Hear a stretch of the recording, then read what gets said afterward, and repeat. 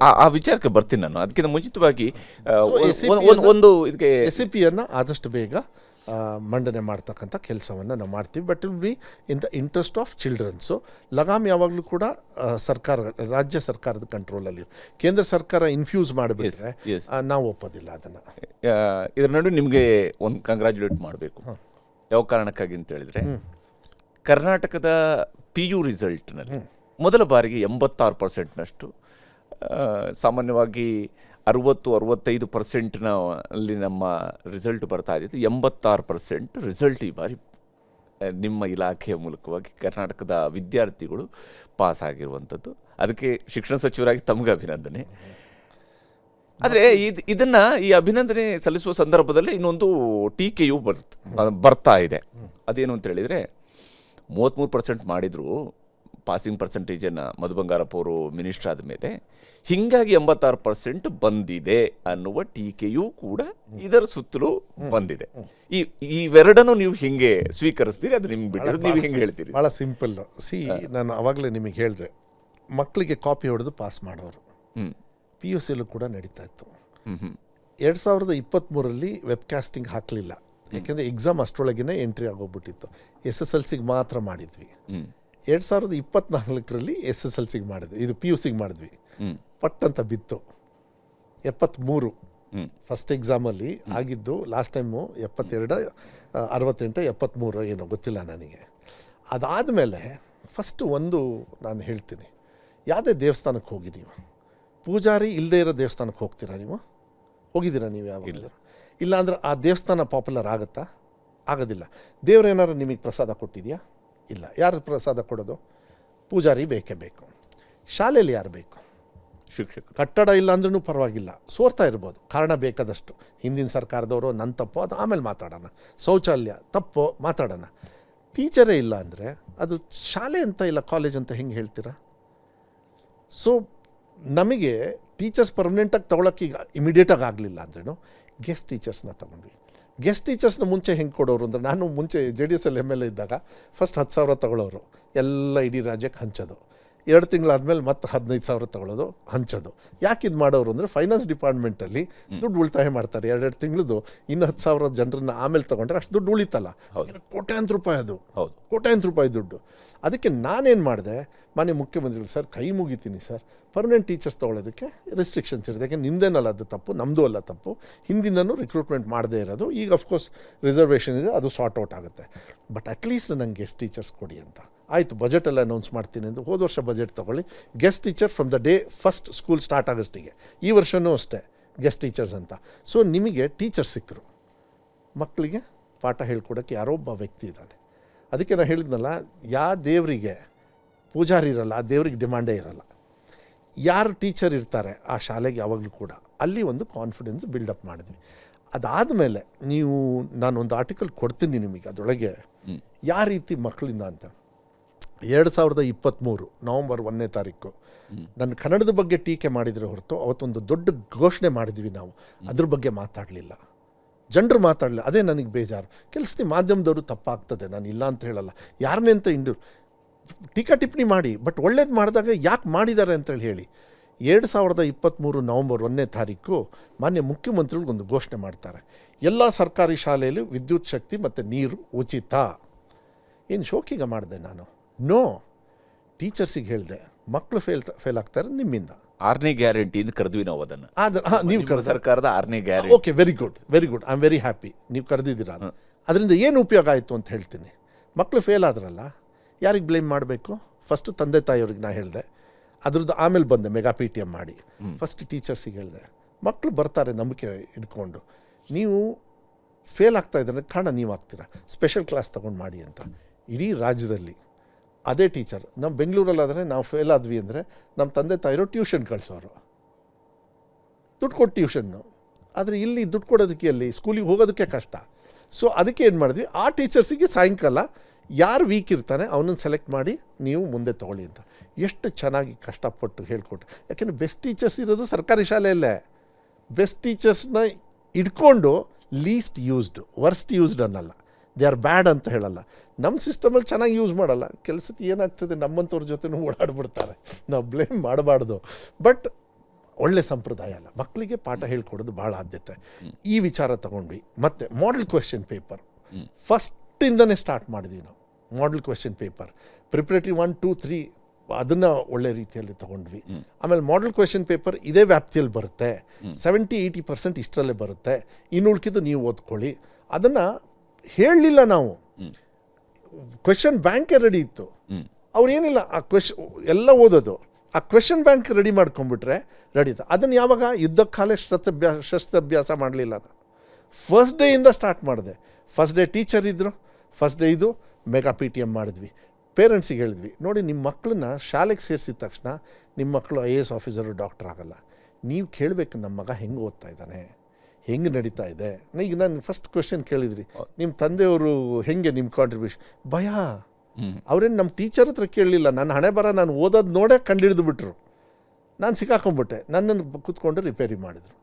ಅದೇ ರೀತಿ ತಂದೆ ತಾಯಿಯವರು ಸೌಜನ್ಯಕ್ಕೆ ಹೆಂಗೆ ಓದ್ತಾ ಇದ್ದಾನೆ ನನ್ನ ಮಗ, ಓಕೆ ಸ್ವಲ್ಪ ಅವನಿಗೆ ಸಹಾಯ ಮಾಡಿ, ಮನೇಲಿ ಯಾವಾಗಲೂ ಹಿಂಗಿರ್ತಾ, ಇದೆಲ್ಲ ಚರ್ಚೆ ಮಾಡಬೇಕು. ಹೌದು. ಮಕ್ಕಳು ಹುಟ್ಟಿದ ತಕ್ಷಣ ತಂದೆ ತಾಯಿಯವ್ರು ಫಸ್ಟ್ ಗುರು. ಶಾಲೆ ಕಳಿಸಿದಾಗ ಸೆಕೆಂಡ್ ಗುರು ಅಂತ ಹೇಳಿದ್ರೇನು, ಆ ಅವಧಿಯಲ್ಲಿ ಕಲಿತಕ್ಕಂಥದ್ದು ಆ ಮಗು ಜ್ಞಾನ ನಿಮಗಿರಲ್ಲ ಟೀಚರ್ ಆಗಿ. ಅದನ್ನ ಕಲಿಯೋಷ್ಟಿಗೆ 3-4 ತಿಂಗಳು ಮುಗಿದೋಗ್ಬಿಡುತ್ತೆ. ಅದಕ್ಕೆ ತಂದೆ ತಾಯಿಯವ್ರ ಟಚ್ಚಲ್ಲಿದ್ದರೆ ಇದು ಉಪಯೋಗ ಆಗುತ್ತೆ. ಅದಕ್ಕೆ ಇದನ್ನು ನಾವು ಫಸ್ಟ್ ಡೇಯಿಂದನೇ, ಎಕ್ಸಾಮ್ ಟೈಮಲ್ಲಿ ನೀವೇನು ಮಾಡೋಕ್ಕಾಗಲ್ಲ, ಮಕ್ಕಳು ಫೇಲ್ ಆಗೇ ಆಗ್ತಾರೆ ಪಾಠ ಹೇಳ್ಕೊಡ್ಲಿಲ್ಲ ಅಂದರೆ. ಫಸ್ಟಿಂದನೇ ಸ್ಟಾರ್ಟ್ ಮಾಡಿ ಸ್ಪೆಷಲ್ ಕ್ಲಾಸಸ್ ತೊಗೊಳ್ಳಿ. ಆಮೇಲೆ ಸಂಪನ್ಮೂಲ ವ್ಯಕ್ತಿಗಳು ಅಂತ ಐಡೆಂಟಿಫೈ ಮಾಡಿದ್ವಿ, ದ ಬೆಸ್ಟ್ ಟೀಚರ್ಸ್ ಅರೌಂಡ್.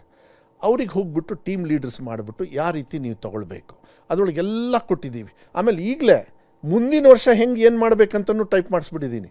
ನೀವು ನಾಳೆದು ಇವತ್ತು ಹೇಳಿಬಿಡಿ, ಟೀಚರ್ಸ್ ಮಾಡ್ಕೊಳ್ತಾರೆ, ನಾನು ಆರಾಮಾಗಿರ್ತೀನಿ, ನಾನು ಶಿಕ್ಷಣ ಸಚಿವ. ನೀವು ಮತ್ತೆ ಹೋಗಿ ಇವತ್ತು ಏನು ಮಾಡಬೇಕು, ನಾಳೆ ಏನು ಮಾಡಬೇಕು ಅಂತೇಳಿ ಬೇಡ ಅಂತೇಳಿ ಹೇಳಿದೆ. ಅದನ್ನು ಕೂಡ ಕೊಟ್ಟಿದ್ದೀವಿ. ಈಗ ಭಾಳ ಒಳ್ಳೆ ಕ್ವೆಶ್ಚನ್ ಕೇಳಿದ್ರಿ. ಪಾಸ್ ಆಗಿಬಿಟ್ಟಿದ್ದಾರೆ 35ರಿಂದ 33. ಎಷ್ಟು ಜನರು ಪಾಸ್ ಆಗಿದ್ದಾರೆ ನೋಡಿ, ಅದರೊಳಗಿದೆ ಲಿಸ್ಟಲ್ಲಿ 5500 ಚಿಲ್ಡ್ರೆ. ಅಷ್ಟೇ ಜನರು ಪಾಸಾಗಿರೋದು 35ರಿಂದ 33. ನಾನು ಕನ್ನಡ ರಾಜ್ಯದ ಜನತೆಗೆ ಒಂದು ಹೇಳಲಿಕ್ಕೆ ಇಷ್ಟಪಡ್ತೀನಿ. ಮೊನ್ನೆ ಕನ್ನಡದ ಬಗ್ಗೆ ಒಂದು ವಿಚಾರ ಬಂತು, ಆಮೇಲೆ ನೀವು ಪ್ರಶ್ನೆ ಕೇಳ್ಬೋದು, ಅದನ್ನ ಅದು ಒಂದು ಕಡೆ ಇರಲಿ.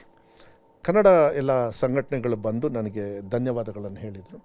ಆ ಟೈಮಲ್ಲಿ ಕೇಳಿದೆ ನಾನು, ನೀವು ಧನ್ಯವಾದಗಳನ್ನು ಹೇಳ್ತಾ ಇದ್ದೀರಿ, ಕನ್ನಡ ಈ ತ್ರಿಭಾಷಾ 3ನೇ ಭಾಷೆನ ಅವರೆಲ್ಲ ಹಿಂದಿ ಅಂದ್ಕೊಂಡಿದ್ದಾರೆ. ನೋ, ಕನ್ನಡನೂ ಇದೆ 3ನೇ ಭಾಷೆ, ಅದನ್ನು ಮಾತ್ರ ಗ್ರೇಡಿಂಗ್ ಮಾಡಿ ಅಂತೇಳಿ ಹೇಳಿರತಕ್ಕಂಥದ್ದು ಅಂತೇಳಿ ಹೇಳಿ ಅದನ್ನು ಕೋರ್ಟು ಕೂಡ ವಿಚಾರ ಮಾಡ್ತು. ಅದರದ್ದೆಲ್ಲ ಈಗ ನಾನು ಅದು ಚರ್ಚೆ ಮಾಡೋದಕ್ಕೆ ಹೋಗೋದಿಲ್ಲ.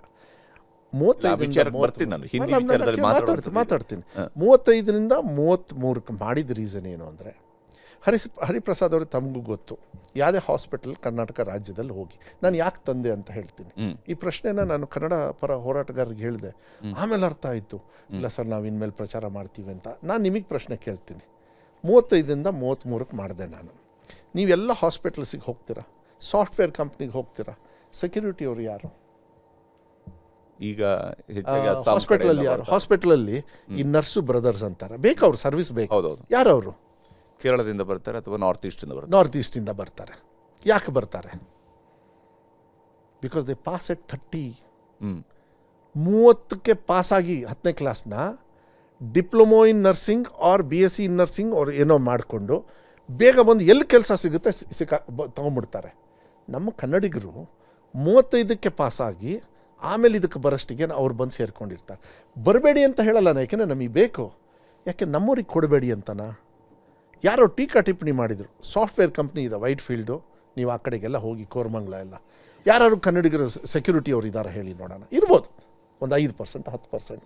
ಎಲ್ಲ ನಾರ್ತ್ ಇಂಡಿಯನ್ 33, 30ಗೆಲ್ಲ ಪಾಸಾಗಿ ಬಂದುಬಿಟ್ಟು ನೀನು ನೋಡಿ ಆವಾಗ ಟೀಕಾ ಟಿಪ್ಪಣಿ ಮಾಡಿದ್ರು. ಏನಂತ ಈ ಶಿಕ್ಷಣ ಸಚಿವ ಆದರೆ ಎಲ್ಲರನ್ನೂ ಡ್ರೈವರ್ ಮಾಡ್ತಾರೆ, ಎಲ್ಲರನ್ನೂ ಸೆಕ್ಯೂರಿಟಿ ಮಾಡ್ತಾನೆ ಅಂತ.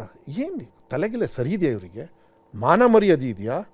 ಇದರಂಥ ಒಳ್ಳೆ ಡಿಸಿಷನ್ ಇನ್ಯಾವುದೂ ಇಲ್ಲ. ಯಾಕೆ ಅಂತ ಹೇಳ್ತೀನಿ. ಒಬ್ಬ ವ್ಯಕ್ತಿಗೆ ಯಾಕೆ ರೈತರ ಮಕ್ಕಳು ಬಂದು ಸೆಕ್ಯೂರಿಟಿ ಸಿಕ್ಕರೆ PF ಸಿಗುತ್ತೆ, ಮೆಡಿಕಲ್ ಸರ್ವಿಸಸ್ ಸಿಗುತ್ತೆ, ಗಂಡ ಹೆಂಡತಿ ಮಕ್ಕಳು ಶಾಲೆ, ಯಾಕೆ ಆಗಬಾರ್ದಾ? ಆಯಿತು, ಈ ಸತಿ ಡಿಸ್ಟಿಂಕ್ಷನಲ್ಲೇ ಜಾಸ್ತಿ 85% ಪಾಸ್ ಆದವ್ರೆ ಡಿಸ್ಟಿಂಕ್ಷನ್ನೇ. ಹೌದು, ನೋಡಿ ಬೇಕಾದ್ರೆ ಲಿಸ್ಟಲ್ಲಿ. ಹೋದ ಸತಿ ಸೆಕೆಂಡ್ ಇಯರ್ PUCಯಲ್ಲಿ ಎಲ್ಲ ಸಬ್ಜೆಕ್ಟಲ್ಲೂ ಫೇಲ್ ಆದವರು 30,000 ಜನರು, ಎಲ್ಲ ಸಬ್ಜೆಕ್ಟಲ್ಲೂ. ಈ ಸತಿ ಎಲ್ಲ ಸಬ್ಜೆಕ್ಟಲ್ಲೂ ಫೇಲ್ ಆದವರು ಬರೀ 1700 ಅವರನ್ನು ಪಾಸ್ ಮಾಡಬೇಕು ಅಂಥೇಳಿ ಈಗ 2ನೇ ಎಕ್ಸಾಮ್ ಕೊಟ್ಟಿದ್ದೀನಿ. 3ನೇ ಎಕ್ಸಾಮ್ ನಿಲ್ಲಿಸಿದೆ, ಯಾಕಂದರೆ 86% is more than enough. So 3ನೇ ಎಕ್ಸಾಮ್ ಕ್ಯಾನ್ಸಲ್ ಮಾಡಿ 2ನೇ ಎಕ್ಸಾಮಿಗೆ ಇನ್ನೂ 5 ದಿವಸ ಎಕ್ಸ್ಟ್ರಾ ಕೊಟ್ಟೆ. 5 ದಿವಸ ಹೋಗಿ ಚೆನ್ನಾಗಿ ಓದ್ಕೊಳ್ಳಿ ಅಂತ. 1-2 ಸಬ್ಜೆಕ್ಟಲ್ಲಿ ಫೇಲ್ ಆದವರು ಬರೀ 60,000 ಜನರಿದ್ದಾರೆ. ಅವರೆಲ್ಲರೂ ಕೂಡ ಈಗ ಪಾಸ್ ಆಗ್ತಾರೆ. ಮತ್ತೆ ಗುಡ್ ನ್ಯೂಸ್ ಬಂದೇ ಬರುತ್ತೆ. ಮಕ್ಕಳೇ, ನಾನೆಲ್ಲ ಕಷ್ಟಪಟ್ಟಿದ್ದು, ನಾನು ವ್ಯವಸ್ಥೆಯನ್ನು ಸರಿಯಾಗಿಟ್ಟೆ, ಮಕ್ಕಳು ಅದನ್ನು ಕಲಿತು ಪಾಸಾಗಿದ್ದಾರೆ. ನಾನು ತಂದೆ ತಾಯಿಯವರಿಗೆ ಧನ್ಯವಾದಗಳು ಹೇಳ್ತೀನಿ, ಟೀಚರ್ಸಿಗೆ ಧನ್ಯವಾದಗಳು ಹೇಳ್ತೀನಿ. ರಾಜ್ಯದ ಮಕ್ಕಳಿಗೆ ವಿಶೇಷವಾಗಿ ನನ್ನ ವೈಯಕ್ತಿಕವಾಗಿ ಮಾನ್ಯ ಮುಖ್ಯಮಂತ್ರಿಗಳ ಪರವಾಗಿ ಈ ವ್ಯವಸ್ಥೆಯಿಂದ ನಿಜವಾಗ್ಲೂ ನಾವು ಭಾಳ ಚಿರುಣಿಯಾಗಿದ್ದೀವಿ. Because end of the day they are the people. ಅವರೇ ಕಷ್ಟಪಟ್ಟು ಓದಿ ಇಲ್ಲಿವರೆಗೂ ತಂದಿರೋದು.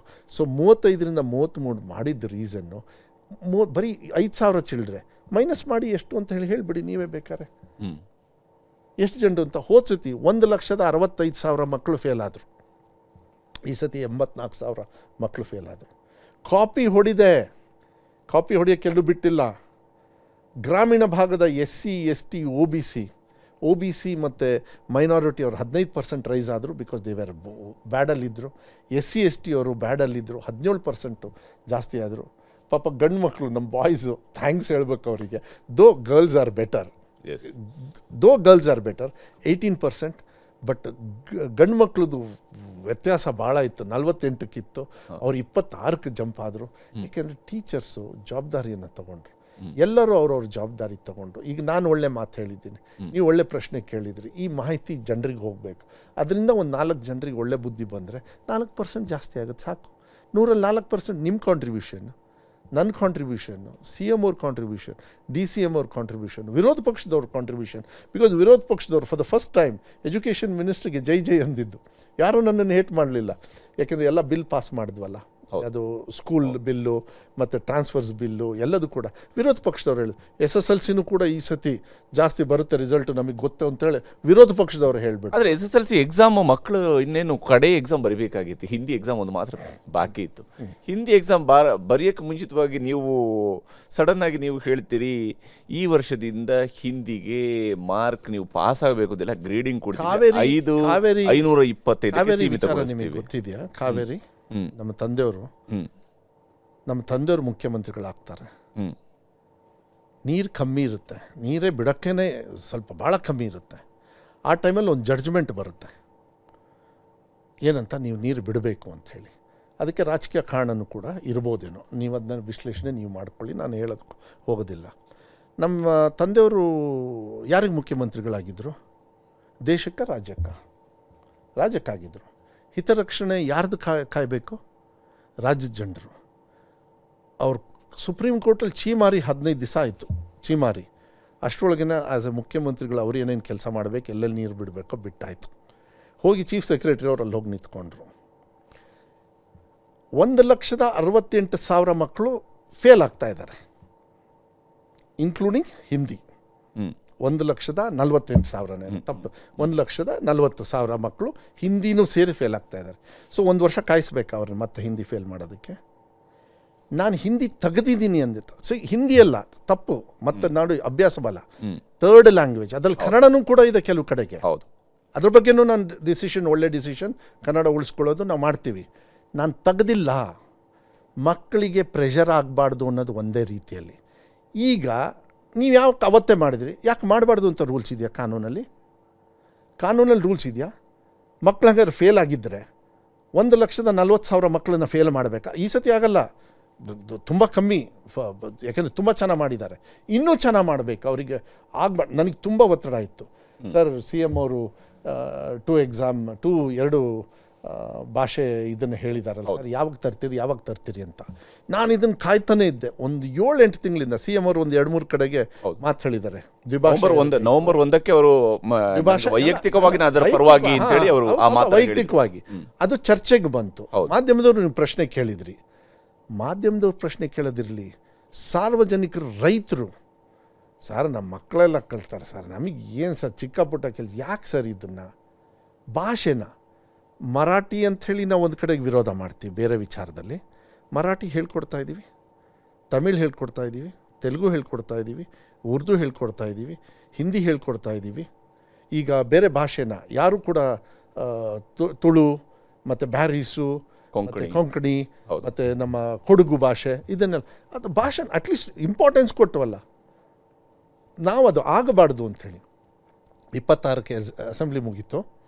27ಕ್ಕೆ ಮಾನ್ಯ ಮುಖ್ಯಮಂತ್ರಿ ಅವರು ನನ್ನ ಗುರುಗಳು, ನನ್ನ ಹಿರಿಯರು, ಮಾನ್ಯ ಮುಖ್ಯಮಂತ್ರಿಗಳ ಹತ್ರ ಹೋಗಿ ಪರ್ಸ್ನಲ್ ಆಗಿ, ಸರ್ ಹಿಂಗಿದೆ, ಇಷ್ಟು ಮಕ್ಕಳು ಫೇಲ್ ಆಗ್ತಾರೆ, ನಾನು ಇದನ್ನು ಏನಾರು ಆಮೇಲೆ ಮಾಡಿದರೆ ಹಿಂಗಾಗುತ್ತೆ ಸರ್, ಏನು ಮಾಡಬೇಕು ಅಂತ. ನಿನಗೆ ಕಾನ್ಫಿಡೆನ್ಸ್ ಇದ್ದರೆ ನೀವು ಮಾಡು. ಅಲ್ಲ ಸರ್, ನೀವು ಕೂಡ ಹೇಳಿದಿರಿ, ಬಟ್ ನಾನು ದ್ವಿಭಾಷಾ ನೀತಿಗೆ ನಾನು ಬರಲ್ಲ. ಅದು ಯಾಕೆಂದರೆ ದೊಡ್ಡ ಚರ್ಚೆ ಆಗಬೇಕು, ನಿಮ್ಮಡದಲ್ಲಿ ಆಗಬೇಕು. ತ್ರಿಭಾಷಾ ಇರ್ತದೆ, ಬಟ್ ಗ್ರೇಡಿಂಗ್ ಇದನ್ನು ಯಾಕೆ ಮಾಡ್ತೀವಿ ಅಂದರೆ ಫ್ಯೂಚರಿಗೆ ಎಫೆಕ್ಟ್ ಆಗಬಾರ್ದು ಅಂಥೇಳಿ. ಆಮೇಲೆ ಕಲಿಕೆಯಲ್ಲಿ ಕಂಪ್ಯಾರಿಸನ್ ನೋಡಿದಾಗ ಕನ್ನಡ ಭಾಳ ಹೈ ಲೆವೆಲಿದೆ, ನೀವು ಕಾಂಟ್ ಇವನ್ ಕಂಪೇರು. ಆಮೇಲೆ ನಾನು ಇದು ಹಿಂದಿ ಅದು ಇದು ಅಂತ ಹೇಳೋಕ್ಕಲ್ಲ. ಯಾಕೆ ಹಾಗಾದರೆ ನಾನು ಅವತ್ತು ಒಂದು ಹೇಳಿದೆ, ಹಂಗಾರೆ ಹಿಂದಿನ ನ್ಯಾಷನಲ್ ಲ್ಯಾಂಗ್ವೇಜ್ ಅಂತ ಮಾಡಿ ಧೈರ್ಯ ಇದೆಯವರಿಗೆ? ಈ ದೇಶ ಸ್ಟೇಟ್ ವೈಸ್ ಡಿವಿಷನ್ ಆಗಿದ್ದು ಬಾಬಾ ಸಾಹೇಬ್ ಅಂಬೇಡ್ಕರ್ ಅವರು ಕಾನ್ಸ್ಟಿಟ್ಯೂಷನ್ ಕೊಡಬೇಕಾದ್ರೆ ಭಾಷೆ ಮೇಲೆ, ಜಾತಿ ಮೇಲೆ, ಭಾಷೆ ಮೇಲೆ ತಾನೇ. ಭಾಷೆ ಮೇಲೆ ಆದರೆ ನೀವು ಫೆಡ್ರಲ್ ಸಿಸ್ಟಮ್ನ ಏನು ಮಾಡ್ತಾ ಇದ್ದೀರಾ ನೀವು? ಕೆನರಾ ಬ್ಯಾಂಕಲ್ಲಿ ಕನ್ನಡ ಪರ ಸಂಘಟನೆಗಳಿಗೆ ಹೋಗಿ ಹೊಡಿತಾರೆ ಮನುಷ್ಯತ್ವವನ್ನು. ಏನು ಮಾಡ್ತೀರಾ ಅಲ್ಲಿ? ಅವರು ಮನುಷ್ಯತ್ವವನ್ನು ಕರ್ನಾಟಕ ರಾಜ್ಯದಲ್ಲಿ ಇಟ್ಕೊಂಡಿಲ್ಲ ಅಂದರೆ ಏನು ಮಾಡಬೇಕು? ಕೆನರಾ ಬ್ಯಾಂಕ್ ಅಲ್ಲ, ಬ್ಯಾಂಕ್ ಅಂತೀನಿ, ಬಿಕಾಸ್ ನಾನು ಯಾವುದೂ ಬ್ಯಾಂಕದು ಹೆಸರು ಹೇಳೋದಕ್ಕೆ ಹೋಗೋದಿಲ್ಲ. ರೈಲ್ವೆ ಮಿನಿಸ್ಟ್ರಿ ಇದಾರಲ್ಲ, ಯಾಕೆ ಇವ್ರು ತಂದಿದ್ದಾರೆ? ಸಾರಿ, ನಾನು ಏನು ಮಾಡೋಕ್ಕಾಗಲ್ಲ. ಇದೇ ಉತ್ತರ ರೀ? ಗಂಡಸಾದವ್ರು ಮಾಡಬೇಕು ರೀ. ನಾನು ಆ ಕೆಲಸ ಮಾಡಿದ್ದೀನಿ. ಕಾವೇರಿಗೆ ಬಂಗಾರಪ್ಪಾಜಿಯವರು ನ್ಯಾಯಾಲಯ ಅಂತೇಳಿ ತೋರಿಸ್ಬಿಟ್ಟಿದ್ದಿದ್ರೆ ಎಷ್ಟೋ ಜನರು ತೋರಿಸಿದ್ದಾರೆ. ಬಂಗಾರಪ್ಪಾಜಿಯವ್ರು ಮಾಡಿದ್ರು ಆ ಕೆಲಸನ? ಎಷ್ಟೋ ಜನರು ಕಾಮೆಂಟ್ ಮಾಡಿದರು, ಮಾಧ್ಯಮದಲ್ಲಿ ನೀವೆಲ್ಲ ಬರೆದ್ರಿ ಕಾವೇರಿ ವಿಚಾರದಲ್ಲಿ ಬಂಗಾರಪ್ಪಾಜಿಯವರು ಅಧಿಕಾರ ಕಳ್ಕೊಂಡ್ರು ಅಂತ. ಆದರೆ ಬಂಗಾರಪ್ಪಾಜಿಯವ್ರನ್ನ ಕಾವೇರಿ ವಿಚಾರದಲ್ಲಿ ಇವತ್ತು ಕೂಡ ನೆನೆಸ್ಕೊಳ್ತಿದ್ರು ಇಲ್ಲ ನೀವು? ಒಳ್ಳೆ ಕೆಲಸನ ತಪ್ಪು ಕೆಲಸನ ಇದು? ಯಾರೋ ಕೆಲವ್ರು ಇದ್ದಾರೆ ಪ್ರೈವೇಟ್ ಅಸೋಸಿಯೇಷನ್ ಅವರು, ನಾನು ಜಾಸ್ತಿ ಹೇಳೋದಕ್ಕೆ ಹೋಗೋದಿಲ್ಲ, ಭಾಳ ತೀಕ್ಷ್ಣವಾಗಿ ನನ್ನ ಬಗ್ಗೆ ಹಗುರವಾಗಿ ಮಾತಾಡಿದ್ದಾರೆ. ಉತ್ತರ ಎಲ್ಲಿ ಕೊಡಬೇಕೋ ಕೊಡ್ತೀನಿ. ಮಕ್ಕಳಾಗಲೇ ಕೊಡ್ತಾರೆ, ಇನ್ನೂ ಬೇಗ ಕೊಡ್ತಾರೆ, SSLCನೂ ಕೊಡ್ತಾರೆ. ಮಕ್ಕಳಿಗೆ ಒಳ್ಳೆ ಎಜುಕೇಷನ್ ಕೊಡಬೇಕೆ ಹೊರತು ಆಯ್ತು ಹಂಗಾರೆ ಬರೋ ದೇಶದಲ್ಲಿ ಇರೋದು ವರ್ಲ್ಡಲ್ಲಿ ಇರೋದು ಎಲ್ಲದೂ ಕೊಟ್ಬಿಡ್ತೀರಾ ನೀವು? ಸಬ್ಜೆಕ್ಟ್ ಎಲ್ಲ ಭಾಷೆನೂ ಕಲಿಸ್ತೀರಾ? ಇಡೀ ಭಾರತ ದೇಶದಲ್ಲಿ highest number of third language is in our state. ನೆನ್ಪಿಟ್ಕೊಳ್ಳಿ ನೀವು. ತೆಗಿಬೇಕು ಅಂತ ನಾನು ಹೇಳ್ತಾ ಇಲ್ಲ. ಗ್ರೇಡಿಂಗ್ ಮಾಡೋದ್ರಲ್ಲಿ ಅದು ಸಿ ಇತ್ತು ಅಂದರೆ ಬೀಗ್ ತನ್ನಿ ನೆಕ್ಸ್ಟ್ ಟೈಮು, ಬಟ್ ಅದನ್ನು ನಿಮ್ಮ ಭವಿಷ್ಯಕ್ಕೆ ಹಾಕಬೇಡಿ ನೀವು. ಕೊಕ್ಕೆ ಹಾಕಿ ಈಗ ಅದು SSLC ಮಾತ್ರ ಅಥವಾ ಉಳಿದ ಎಕ್ಸಾಮ್ಗಳಲ್ಲೂ ಕೂಡ ಅದು ಗ್ರೇಡಿಂಗ್ ಮಾತ್ರ? ಈಗ 8th 9th ಅಲ್ಲೂ ಗ್ರೇಡಿಂಗ್ ಇರುತ್ತಾ ಅಥವಾ ಎಕ್ಸಾಮೇ ಇಲ್ಲ ಮಾತ್ರ? ಅಲ್ಲೂ ಗ್ರೇಡಿಂಗ್ ಎಕ್ಸಾಮೇ ಇಲ್ಲ. ನಮ್ಮ ದೇಶದೊಳಗೆ ಅದು ಹೆಂಗೆ ಬಂತು ಅಂತೇಳಿ ಗೊತ್ತಿಲ್ಲ, ಅದ್ರ ಚರಿತ್ರೆಗೆ ಹೋಗಲ್ಲ. ಎಕ್ಸಾಮ್ಸೇ ಇಲ್ಲ 9thವರೆಗೂ. 10th ಬಂದು ಫೈನಲ್ ಎಕ್ಸಾಮ್ ಬರೀಬೇಕು, ಅಲ್ಲಿ ಸಿಕ್ಕಾಕೊಂಡ್ಬಿಡ್ತಾರೆ. ಅಲ್ಲಿ ಹಿಂದಿನೂ ಸೇರಿ 1,40,000 ಮಕ್ಕಳು ಫೇಲ್ ಆಗ್ತಾರೆ ಅಂದರೆ ನನಗೆ ಬೈತಿರೋ ಇಲ್ವ ನೀವು? ನಮ್ಮ ಕನ್ನಡಿಗರು ಯಾಕೆ ಫೇಲ್ ಆಗಬೇಕು ಒಂದು ಭಾಷೆ ಮೇಲೆ? ಭಾಷೆನೇ ವಿರೋಧ ಮಾಡ್ತಾ ಇಲ್ಲ, ಆದರೂ ಕೂಡ ನಾನು ಮಾನ್ಯ ಮುಖ್ಯಮಂತ್ರಿಗಳು ಕೂಡ ಹೇಳಿದರು ಮದು ಗ್ರೇಡಿಂಗ್ ಮಾಡು ಭಾಳ ಒಳ್ಳೆಯದು ಅಂತೇಳಿ. ನನ್ನ ವಿವೇಚನೆಗಿತ್ತು, ನನ್ನ ಒಂದು ಇದಿತ್ತು, ನನಗಿದು ಸರಿ ಅನ್ನಿಸ್ತು. ಮಾನ್ಯ ಮುಖ್ಯಮಂತ್ರಿಗಳು ಹಿರಿಯರು ಹೋಗಿ 27ನೇ ತಾರೀಕು 26ಕ್ಕೆ ಅಸೆಂಬ್ಲಿ ಮುಗೀತು, 27ಕ್ಕೆ ಹೋಗಿ ಮಾತಾಡಿದೆ. 1 ಅವರಿಗೆ ಪ್ರೆಸ್ ಮೀಟಲ್ಲಿ ಹೋಗ್ಬಿಟ್ಟು ನಾನು ಹೇಳಿದೆ, ಇವತ್ತು ಕರ್ನಾಟಕ ರಾಜ್ಯದಲ್ಲಿ ಕನ್ನಡಿಗರು, ಕನ್ನಡದಲ್ಲಿದ್ದವರು ಹಿಂದಿಯನ್ನು ಮುಂದಿಡ್ಕೊಂಡು ಕೇಸ್ಗಳು ಹಾಕ್ತಾರೆ ಅಂತ ಹೇಳಿದರೆ, ನಾನೊಬ್ಬ ಕನ್ನಡಿಗನಾಗಿ ನಾನು ಸರಿ ಮಾಡಿದ್ನ ತಪ್ಪು ಮಾಡಿದ್ನ, ಹರಿಪ್ರಸಾದ್ ಅವರೇ ನೀವೇ ಹೇಳಿ, ಕನ್ನಡ ಚಾನಲ್ ನಿಮ್ಮದು, ನ್ಯೂಸ್ 18 ಕನ್ನಡ ನಿಮ್ಮದು, ನಾನು ಏನು ಮಾಡಬೇಕು ಹೇಳು? ನಾನು ತಪ್ಪು ಎಲ್ಲಿ ಮಾಡಿದ್ದೀನಿ? ನಾಳೆ ಯಾಕೆ ಇವತ್ತೇ ಮಾಡಿದರೆ ಏನು ತಪ್ಪು? ನನ್ನ ಭಾಷೆಗೆ ನಾನು ಮೋಸ ಮಾಡಿಲ್ಲ. ಇಲ್ಲಿ before you ask question, state syllabus ಜೊತೆಗೆ ಸ್ಟೇಟ್ ಸಿಲೆಬಸ್ ನ ಎಕ್ಸಾಮಿನೇಷನ್ ಪ್ಯಾಟರ್ನ್ ನಮ್ಮ ಟೋಟಲ್ ಮಾರ್ಕ್ಸ್ ಬಂದಾಗ 625ಗೆ ನಮ್ಮಲ್ಲಿ ಈಗ 600, ಈಗ ಇಲ್ಲಿ 525 ಅಂದ್ರೆ 625ಗೆ ಇತ್ತು. ವೆರಾಸ್ CBSE ಅಲ್ಲಿ ಬಂದಾಗ ಸೆಂಟ್ರಲ್ ಸಿಲೆಬಸ್ ಅಲ್ಲಿ ಬಂದಾಗ 500ಗೆ ಆಗುತ್ತೆ, 500ಗೆ ಆಗುತ್ತೆ. ಇನ್ಫ್ಯಾಕ್ಟ್ ಇನ್ನೊಂದು ಚರ್ಚೆ ಇದೆ ಈಗ, ಅಂದ್ರೆ ಸಮಾನವಾದಂತ ಎಕ್ಸಾಮಿನೇಷನ್ ಪ್ಯಾಟರ್ನ್ಗೆ ಬಂದು ನಿಂತಂಗೆ ಆಗುತ್ತೆ. ಇನ್ನೊಂದು ನಿಮಗೆ ಹೇಳ್ತೀನಿ, ಇನ್ನೊಂದು ಚರ್ಚೆ ಇದೆ. 125 ಇರೋ ಕನ್ನಡನೂ ಕೂಡ 100ಕ್ಕೆ ಮಾಡಿ ಅಂತೇಳಿ ಒಂದು ಚರ್ಚೆನೂ ಕೂಡ ಇದೆ. ಅದನ್ನು ನಾನು ಇವತ್ತು ಚರ್ಚೆ ಮಾಡೋಕ್ಕೆ ಹೋಗಲ್ಲ, ಯಾಕೆಂದರೆ ಆ ವ್ಯಾಪ್ತಿಗೆ ನಾನು ಒಳಗೆ ಬಂದಿಲ್ಲ. ಬಟ್ ನೀವು ನನಗೆ ಹಿಂದಿನ ದಿವಸ ಅಂಥೇಳಿ ನಂಗೆ ಪ್ರಶ್ನೆ ಹಾಕಿದ್ರಿ. ನರೇಂದ್ರ ಮೋದಿಯವರಿಗೆ, BJPಯವರಿಗೆ ನಾನು ಕೇಳ್ತೀನಿ, ನನ್ನ ದುಡ್ಡಿಗೆ ನನ್ನನ್ನು ಬೀದಿಯಲ್ಲಿ ನಿಲ್ಲಿಸಿದ್ರಲ್ಲ, 2,000 ರೂಪಾಯಿ ಬ್ಯಾನ್ ಮಾಡಿದಾಗ ನಿಮಗೆ ಏನು ಹಕ್ಕಿತ್ತು? ಯಾವನು ಕೊಟ್ಟ ನಿಮಗೆ? ನನ್ನ ಭಾಷೆಗೆ ನಾನು ಪ್ರಾಣ ಕೊಡ್ತೀನಿ. ನಾನು ತಪ್ಪು ಮಾತಾಡಿದಾಗ, ತಪ್ಪು ಎಲ್ಲರೂ ಮಾತಾಡ್ತಾರೆ. ನರೇಂದ್ರ ಮೋದಿ ಅವರು ಎಷ್ಟು ತಪ್ಪು ಮಾಡಿದ್ದಾರೆ ಹೇಳ? ಚಾಯ್ವಾಲಾನೇ ಅಲ್ಲ, ಅವರು ಹೇಳ್ಕೊಂಡಿದ್ದಾರೆ. ಅವ್ರದ್ದು ಡಿಜಿಟಲ್ಲು ಕ್ಯಾಮ್ರಾ ಮಾತಾಡಬೇಕಾ? It's not my business. ನನಗೆ ಮಕ್ಕಳಿಗೆ ಪಾಠ ಹೇಳ್ಕೊಡೋದು. ನಾನು ಇದು ಹೋದ ತಕ್ಷಣ ಬಿ ಜೆ ಪಿಯವರು ನನಗೆ ಟಿಪ್ಪಣಿಯನ್ನು ಮಾಡ್ತಾರೆ. ಆದರೆ ನಿಮ್ಮನ್ನು ಕೂಡ ಈ ದೇಶದೊಳಗೆ ಬೀದಿಯಲ್ಲಿ ನಿಲ್ಲಿಸಿದವರು ನರೇಂದ್ರ ಮೋದಿಯವರು, ಹೌದೋ ಅಲ್ಲೋ? ನೀವು ಬೆವರು ಸುರಿಸಿ ಕಟ್ಟಿರ್ತಕ್ಕಂಥ ದುಡ್ದಿರ್ತಕ್ಕಂಥ ಹಣಕ್ಕೆ ಕೊನೆಗೆ ನೀವೇ ಎಷ್ಟು ಜನರು ಸತ್ತೋದ್ರು ಕೊಡಬೇಕಲ್ಲ ಇಷ್ಟು? ನೀವು ಏನು ಕೋವಿಡ್ ಟೈಮಲ್ಲಿ ನಾಚಿಕೆ ಆಗಬೇಕು ನಿಮಗೆ. ಭಜನೆ ಮಾಡಿಕೊಂಡು ತಂಟೆದು ಏನೋ ಅದೆಂಥದ್ದು ತಮಟೆ ಹೊಡ್ಕೊಂಡು ವೈರಸ್ ಹೋಗುತ್ತೆ ಅಂತಿರಲ್ಲ, ಮಾನ ಮರ್ಯಾದೆ ಇದೆಯೇನ್ರಿ ನಿಮಗೆ? ದೀಪ ಆಫ್ ಮಾಡಿ, ದೀಪ ಹಚ್ಚಿ ಅಂತ ಏನಿದನ್ನು? ನಾನು ಹೇಳ ಅವತ್ತು ದೀಪ ಹಚ್ಚಲಿಲ್ಲ ನಮ್ಮ ಮನೆಯಲ್ಲಿ, ನಾನು ದೀಪ ಉರಿಸ್ದೆ ನಮ್ಮ ಮನೆಯಲ್ಲಿ. ಎಲ್ಲ ಮನೇಲಿ ಎಲ್ಲೆಲ್ಲ ರೂಮಲ್ಲೂ ಅಷ್ಟು ಕೂಡ ಎಲ್ಲರೂ ಲೈಟ್ ಆನ್ ಮಾಡಿ ಅಂದೆ. ಬೇರೆಯವರೆಲ್ಲ ಆಫ್ ಮಾಡಿಕೊಂಡ್ರು, ಅವ್ರವ್ರ ವಿವೇಚನ. ನನ್ನ ವಿವೇಚನ ನಾವು ಒಪ್ಪಲಿಲ್ಲ. ನಾನು ಬೇರೆ ಟೈಮಲ್ಲಿ ಆಫ್ ಮಾಡ್ತೀನಿ. ನಾನು ಬಡವ್ರ ಮನೆ ಬೆಳಕಾಗಬೇಕು ರೀ, ಅದಕ್ಕೆ ಸಿದ್ದರಾಮಯ್ಯವರು ಗ್ಯಾರಂಟಿ ಯೋಜನೆಯಲ್ಲಿ ಯಾಕೆ ಕೊಟ್ವಿ ನಾವು? ಬಂಗಾರಪ್ಪಾಜಿಯವ್ರು ಫ್ರೀ ಕರೆಂಟ್ ಅಲ್ಲಿ ಕೊಟ್ಟರು. ತಪ್ಪ ಸರಿನಾ? ಇವತ್ತುವರೆಗೂ ಯಾರಿಗಾರು ಧೈರ್ಯ ಇದೆ ಅದನ್ನು ನಿಲ್ಲಿಸೋದಕ್ಕೆ? ಇವತ್ತು ಬಡವ್ರ ಮನೆ ಬೆಳಕಾಗಬೇಕು ಅಂತ ನಾನು ನೋಡಿದ್ದೀನಿ ಮಕ್ಕಳನ್ನು. ಹೊರಗಡೆ ಒಂದು ತಾಯಿ ಹಲಗೇರಿ ಅಂಥೇಳಿ ಹರಿಹರದಿಂದ ಲೆಫ್ಟ್ ಬಂದಾಗ ಡೇ ಟೈಮಲ್ಲೂ ಒಂದು ಮಗುನ ಹೊರಗಡೆ ಓದಿಸ್ತಾ ಇತ್ತು. ಈಗ ಆ ಮಗುನ ಹೊರಗಡೆ ಓದಿಸ್ತಾ ಇಲ್ಲ, ಮನೆ ಒಳಗೆ ಓದಿಸ್ತಾ ಇದೆ. ಯಾಕೆಂದರೆ ಮನೆ ಹಳ್ಳಿಯಲ್ಲಿ ಚಿಕ್ಕ ಕಿಟಕಿ ಇರುತ್ತೆ, ಒಂದು ಚಿಕ್ಕ ಕಿಟಕಿ ಇರುತ್ತೆ, ಆ ಲೈಟ್ ಸಾಲಲ್ಲ, ಅದಕ್ಕೆ ಹೊರಗಡೆ ಓದಿಸ್ತಾ ಇತ್ತು. ಈಗ ಆ ಮಗುನ ಆ ತಾಯಿ ಒಳಗಡೆ ಓದಿಸ್ತಾಳೆ. ಅದು ಸಿದ್ದರಾಮಯ್ಯವ್ರ ಸರ್ಕಾರ, ಅದು ಕಾಂಗ್ರೆಸ್ ಪಕ್ಷದ ಸಾಧನೆ ಅಂಥೇಳಿ ಟೀಕಾ ಟಿಪ್ಪಣಿಗಳನ್ನು ನಾನು ಅದೇ ಟೀಕಾ ಟಿಪ್ಪಣಿಗೆ ಬಂದ ತಕ್ಷಣ ನಮಗೂ ಮೈಯೆಲ್ಲ ಉರಿಯುತ್ತೆ. ಆದರೆ ನಾವು ಸರಿ ಮಾಡಬೇಕಾದ್ರೆ ಹಾಗಾದರೆ ನರೇಂದ್ರ ಮೋದಿಯವರಿಗೆ ಉತ್ತರ ಇವ್ರು ಕೊಡ್ತಾರಂತ? ಕೋವಿಡ್ ಟೈಮಲ್ಲಿ ಎಷ್ಟು ಜನರು ಸತ್ರು ಅಂಥೇಳಿ ಏನಾದ್ರು ಲೆಕ್ಕ ಕೊಟ್ಟಿದ್ದಾರಂತ? ಇದನ್ನೆಲ್ಲ ಚರ್ಚೆ ಮಾಡೋಕ್ಕೆ ಹೋದರೆ ಯಾವಾಗ ಅಂತ ನನಗೆ ಪ್ರಶ್ನೆ ಮಾಡಬೇಡಿ. ನಾವು ಮಾಡಿದ್ದು ಸರಿ ಇದೆ ಅಂದರೆ ನಮ್ಮ ರಾಜ್ಯದ ಜನರಿಗೆ, ನಮ್ಮ ಭಾಷೆಗೆ, ನನ್ನ ಕರ್ತವ್ಯಕ್ಕೆ, ನನ್ನ ಮುಖ್ಯಮಂತ್ರಿಗಳ ಅಪ್ಪಣೆಯನ್ನು ತಗೊಂಡು ನಾವು ಮಾಡೋದಕ್ಕೆ ನನಗೆ ಅಧಿಕಾರ ಇದೆ. ಸ್ವಂತ ಶಕ್ತಿ ಮೇಲೂ ನಾವು ಮಾಡ್ಬೋದು. ಸರಿ ಇದೆ ಅಂದರೆ ಮಾಡು ಅಂದರು. ನಿನ್ನ ವಿವೇಚನೆ ಅಲ್ಲಪ್ಪ, ನಿಂದು ಅದು, ನೀನು ಕ್ಯಾಬಿನೆಟ್ ಮಿನಿಸ್ಟ್ರು. ನನಗಿತ್ತು, ಬಟ್ ಆದರೂ ಕೂಡ ನನಗೆ ಹಿರಿಯರವರು, ಅವ್ರಿಗೆ ಮಾರ್ಗದರ್ಶನ ಬೇಕು, ಅವ್ರ ಜವಾಬ್ದಾರಿ ತೊಗೊಳ್ಳೇಬೇಕು, ಅವ್ರ ಮೂಲಕನೇ ನಾನು ಮಾಡಬೇಕು ಈ ಜವಾಬ್ದಾರಿನ ಅಂಥೇಳಿ ನಾನು ಹೋಗಿ ಮಾಡಿದ್ದೀನಿ. ಇದನ್ನು ಅಲ್ಪದಲ್ಲಿರ್ತಕ್ಕಂಥವ್ರು ಬಹುಮುಖ್ಯವಾಗಿ ಹೋಗ್ತಾರೆ ಅಂತ ಹೇಳಿದರೆ ಏನು ಫಿಕ್ಷನ್ ಉದಾಹರಣೆ? ಆದರೆ ರಾಜ್ಯಪಾಲರು ಕೂಡ ಈ ವಿಚಾರದಲ್ಲಿ ಒಂದು ಪತ್ರವನ್ನು ಬರೆದ್ರು, ಮುಖ್ಯ ಕಾರ್ಯದರ್ಶಿಯವರಿಗೆ ಒಂದು ಪತ್ರವನ್ನು ಬರೆದು ಇದನ್ನು ನೀವು ಪುನರ್ ಪರಿಶೀಲನೆ ಮಾಡಿ. ಹಾಗಾದ್ರೆ ಮೋಸ್ಟ್ಲಿ ರಾಜ್ಯಪಾಲರಿಗೆ ನೀವು ನೆಕ್ಸ್ಟ್ ಟೈಮ್ ಸಿಕ್ಕಾಗ ಅಮಿತ್ ಶಾ ಅವರು ಏನಾದ್ರು ಫೋನ್ ಮಾಡಿದ್ರೆ ಹಿಂದಿಯನ್ನು ನೋಡಿ ಹಿಂಗೆ ಮಾಡ್ತಾ ಇದ್ದಾರೆ ಅಂತ ಕೇಳಿ. ಹಿಂದಿಯನ್ನು ಭಾಳ ಗೌರವದಿಂದ ನಾವು ಕಂಡಿದ್ದೀವಿ, ಗ್ರೇಡಿಂಗ್ ಮಾಡಿದ್ದೀವಿ ಅಷ್ಟೇ. ನಂಬರ್ ಬಿಟ್ಟುಬಿಟ್ಟು ಗ್ರೇಡಿಂಗ್ ಮಾಡಿದ್ದೀವಿ. ಅದನ್ನು ಅರ್ಥನೇ ಮಾಡ್ಕೊಳ್ಳೋ ಪ್ರಜ್ಞಾನನೇ ಇಲ್ಲ ಅಂತ ಹೇಳಿದರೆ ಅಮಿತ್ ಶಾ ಅವರಿಗೆ ನಾನು ರಾಜ್ಯಪಾಲರ ಬಗ್ಗೆ ಮಾತಾಡಿಸ್ತಕ್ಕಂಥ ಅಷ್ಟು ದೊಡ್ಡ ಮನುಷ್ಯ ಅಲ್ಲ. ಮಾಧ್ಯಮದಲ್ಲಿ ನೀವೇ ಕೂಡ ಹೇಳಿದಿರಿ, ಮಾಧ್ಯಮದವ್ರು ಅದಕ್ಕೂ ರಿಯಾಕ್ಟ್ ಮಾಡಿದ್ದೀರಿ. ಕನ್ನಡ ಪರ ಹೋರಾಟಗಾರರು ಮಾಡಿದ್ದಾರೆ, ನನ್ನ ಪರವಾಗಿ ಅವರು ಉತ್ತರ ಕೊಟ್ಟಿದ್ದಾರೆ, ಅವರಿಗೂ ಕೊಟ್ಟಿದ್ದಾರೆ, ಬಿ ಜೆ ಪಿಯವ್ರಿಗೂ ಕೊಟ್ಟಿದ್ದಾರೆ. ಶೋಭಾ ಕಾರಂದ್ಲೆ ಅವರು ಭಾಳ ಚೆನ್ನಾಗಿ ಹೇಳಿದರು, ಈ ಶಿಕ್ಷಣ ಸಚಿವನಿಗೆ ಶಿಕ್ಷಣನೇ ಇಲ್ಲ ಅಂತ. ನನ್ನ ರಿಸಲ್ಟ್ ಕೊಟ್ಟಿದ್ದಾರೆ ಮಕ್ಕಳು. ನಿಮ್ಮನ್ನು ಏನ್ರಿ ಮರ್ಯಾದೆ ಇದೆ ನಿಮಗೆ? ನಿಮ್ಮ ಹಣೆ ಬರೋಕ್ಕೆ ಕಾಪಿ ಹೊಡೆದುಬಿಟ್ಟು ಮಕ್ಕಳನ್ನ ಹಾಳು ಮಾಡ್ತಾಯಿದ್ರಿ, ಐಡಿಯಾಲಜಿಕಲ್ ಬೇಸ್ಡನ್ನು ಹೇಳ್ಕೊಟ್ಬಿಟ್ಟು ಹಾಳು ಮಾಡ್ತಾಯಿದ್ರಿ. ಇವತ್ತು ನನಗೆ ಹೆಮ್ಮೆ ಇದೆ, ಇದೇ ಏನು ಶಿಕ್ಷಣ ಇಲ್ಲದೆ ಇರತಕ್ಕಂಥ ಮಂತ್ರಿ ಅಂದ್ರಲ್ಲ, ನೀವು ವಿವೇಚನೆ ಇಲ್ಲದೆ ಇರತಕ್ಕಂಥ ಸೆಂಟ್ರಲ್ ಮಿನಿಸ್ಟ್ರು. ನಾನು ಹಿಂದಿ ಕಲ್ತಿದ್ದೀನಿ, ಸೆಂಟ್ರಲ್ ಮಿನಿಸ್ಟರ್. ಅವ್ರು ಹಿಂದಿ ಕೇಳಿದ್ದೀರ ನೀವು? ಅಚ್ಚಾ ಹಿಂದಿ ಮೇ ಬೋಲ್ ಸಕ್ತಾ ಹೂಂ ಶೋಭಾ ಕಾರಂದ್ಲೆ ನೈ. ನನಗೆ ಹೇಳ್ಕೊಟ್ಟಿದ್ದಾರೆ, ಸ್ವಲ್ಪ ನನಗಿದ್ದಾರೆ ಸ್ನೇಹಿತರು. ನಾನು ದ್ವೇಷ ಮಾಡಲ್ಲ.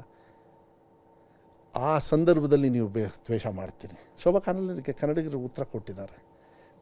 ಗವರ್ನರ್ ಅವರು ಬರಬಾರ್ದಾಗಿತ್ತು, ಹೊರಟ್ಟಿ ಸಾಹೇಬರು ಬರಬಾರ್ದಾಗಿತ್ತು. ಹೊರಟ್ಟಿ ಸಾಹೇಬರು ಆ ಜಾಗದಲ್ಲಿ ಕೂತ್ಕೊಂಡು ಇದನ್ನು ಪ್ರಶ್ನೆ ಮಾಡೋದು.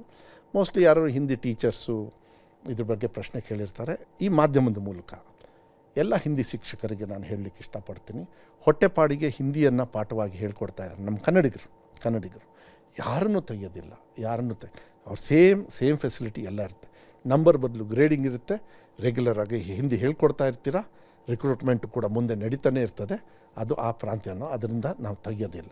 ಯಾವಾಗವರೆಗೂ 3 ಭಾಷೆ ಇರ್ತದೆ, ಆ 3 ಭಾಷೆಗೆ ಹಿಂದಿ ಅಂತ ಹೇಳೋದಿಲ್ಲ. ಹಿಂದಿ ಇರ್ಬೋದು, ತಮಿಳು ಇರ್ಬೋದು, ಯಾವುದೇ ಇರ್ಬೋದು, ಯಾವುದೇ ಭಾಷೆಯನ್ನು ಯಾವ್ದಾದ್ರು ಟೀಚರ್ಸು ನಮ್ಮ ಕನ್ನಡಿಗರು ಇಲ್ಲ ಬೇರೆ ಕಡೆಯಿಂದ ಬಂದವರು ಆ ಭಾಷೆನ ಹೇಳ್ಕೊಡ್ತಾ ಇದ್ದಾರೆ. ಲಾ ಆಫ್ ದ ಲ್ಯಾಂಡ್ ನಡೀತಾ ಇದೆ ಅಂದರೆ ಅವ್ರು ಯಾರಿಗೂ ತೊಂದರೆ ಆಗೋಲ್ಲ. ಇವರೆಲ್ಲರೂ ಮಿಸ್ಗೈಡ್ ಮಾಡ್ತಾ ಇದ್ದಾರೆ. ಮಿಸ್ಗೈಡ್ ಆಗೋಂಥ ಪ್ರಶ್ನೆ ಏನು, ಎಲ್ಲರಿಗೂ ತೃಪ್ತಿಯಾಗಿದೆ. ಈಗ ಒಂದಿಷ್ಟು ತಲೆಹರಟೆಗಳಿದ್ದಾರೆ, ಪರವಾಗಿಲ್ಲ. ನಮ್ಮ ದೇಶದೊಳಗೆ ಅಂಬೇಡ್ಕರ್ ಅವರು ಇದು ಕೊಟ್ಟಿದ್ದಾರೆ, ಏನಂತ, ನಿಮಗೆ ಆ ಫ್ರೀಡಮ್ ಇದೆ ಅಂಥೇಳಿ. ಬಟ್ ಅದನ್ನ ಹೊಡೆದಾಕ್ತಕ್ಕಂಥ, ಲೀಗಲಿ ಹೊಡೆದಾಕ್ತಕ್ಕಂಥ ಶಕ್ತಿ ನಮ್ಮ ಕನ್ನಡಿಗರಿಗೂ ಇದೆ, ನಮ್ಮ ಲಾ ಅಲ್ಲಿ ಇದೆ. ಅದನ್ನು ನಾವು ಮಾಡ್ತೀವಿ, ಹಿಂದೆ ಮುಂದೆ ನೋಡೋದಿಲ್ಲ. And I am very proud. ಭಾಳ ನಂಗೆ ಹೆಮ್ಮೆ ಇದೆ. ಟೀಕಾ ಟಿಪ್ಪಣಿಗಳನ್ನು ಬದಿಕಿಟ್ಟು ನನ್ನ ಮಾತೃಭಾಷೆಯನ್ನು, ನನ್ನ ಕರ್ತವ್ಯ ಏನು ಮಾಡಬೇಕು, 41 ವರ್ಷದಿಂದ ಕನ್ನಡಿಗರು ಏನು ಹೋರಾಟವನ್ನು ಮಾಡ್ತಾಯಿದ್ರು, ಅವ್ರಿಗೂ ಅವ್ರು ತೆಗೆದೇ ಬಿಡಿ ಅಂತರು. ಆದರೆ ಅವ್ರಿಗೂ ಕನ್ವಿನ್ಸ್ ಮಾಡಿ ಅವರು ಕೂಡ ಇವತ್ತು ಅರ್ಥ ಮಾಡ್ಕೊಂಡಿದ್ದಾರೆ. ಇಂಗ್ಲೀಷ್ ಮಾಧ್ಯಮ ನಮ್ಮ ಭವಿಷ್ಯಕ್ಕೆ, ನಮ್ಮ ರಕ್ತ ಕನ್ನಡ. ಬೇರೆ ಮಾಧ್ಯಮನೂ ಕೂಡ ಪ್ರೀತಿ ಮಾಡಬೇಕು, ಅವಶ್ಯಕತೆ ಇದೆ ತಗೋಬೇಕು. ಎಲ್ಲದೂ ಇದೆ. ಕರ್ನಾಟಕ ರಾಜ್ಯ ಜನರು ಎಷ್ಟು ಒಳ್ಳೆಯವ್ರು ನೋಡಿ, ನಮ್ಮ ಸರ್ಕಾರ ಎಷ್ಟು ಒಳ್ಳೇದು ನೋಡಿ. ನಾವೇನು ಯಾರನ್ನು ತೀಕ್ಷ್ಣವಾಗಿ ಮಾಡಿಲ್ಲ.